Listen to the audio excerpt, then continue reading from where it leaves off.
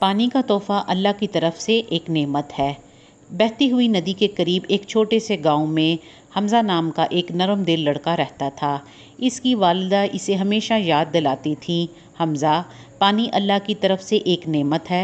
हज़रत मोहम्मद सल्लल्लाहु अलैहि वसल्लम ने फरमाया है, पानी को ज़ाया ना करो, अगरचे तुम बहती हुई नदी के किनारे पर हो।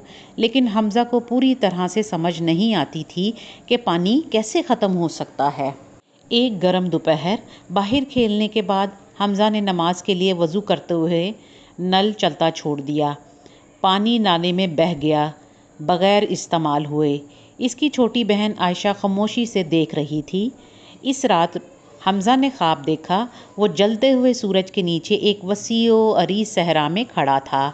एक कमज़ोर आवाज़ ने इसे पुकारा, हमज़ा, हमारी मदद करो। इसने मुड़कर देखा तो फटे होठों वाला एक बूढ़ा आदमी मिट्टी का खाली बर्तन पकड़े हुए था। मैं मीलों पैदल चल के आया हूँ, लेकिन कुआं खुश्क हो गया है। मेरे बच्चे प्यासे हैं क्योंकि दरिया भी गायब हो गया है। हमज़ा का दिल धड़का, कैसे? दरिया तो कल भरा हुआ था। पानी की एक चमकती हुई बूंद नमूदार हुई जो जन्नत के मोती की तरह चमक रही थी। ये आहिस्ता से बोली, मैं तुम्हारा ज़ाया शुदा वज़ू का पानी हूँ।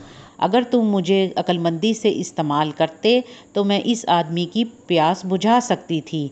अल्लाह ताला ने कुरान पाक में फ़रमाया है, हमने हर जानदार चीज़ को पानी से बनाया है, फिर भी तुमने मुझे फेंक दिया। अचानक हमज़ा ने अपने सामने ऐसे मंजर देखे। सोमालिया की एक माँ पानी के एक घूंट ढूंढने के लिए घंटों पैदल चल रही थी।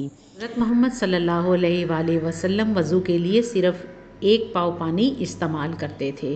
फ़रिश्ते इस पानी के ज़ाया होने को गुनाह के तौर पर लिख रहे हैं। हमज़ा के गालों पर आंसू बह रहे थे। अस्तग़फ़िरुल्लाह, मैं फिर कभी पानी ज़ाया नहीं करूँगा। हमज़ा एकदम से उठा। गुसल खाने से पानी के टपकने की आवाज़ गूंजी। वो इसे बंद करने के लिए भागा। इसका तकवा इसके सीने में फूल रहा था। अगले दिन हमज़ा अपने घर का वाटर गार्डियन बन गया। इसने अपने वालिद के साथ लीक होने वाले नल ठीक करवाए थे। वज़ू के लिए एक छोटा सा जग इस्तेमाल किया, जैसा कि हज़रत मोहम्मद सल्लल्लाहु अलैहि वसल्लम ने सिखाया। अपने दोस्तों को बारिश के लिए दुआ सिखाई। जुम्मे के दिन इमाम साहब ने अपने खुतबे में हमज़ा की तारीफ़ की।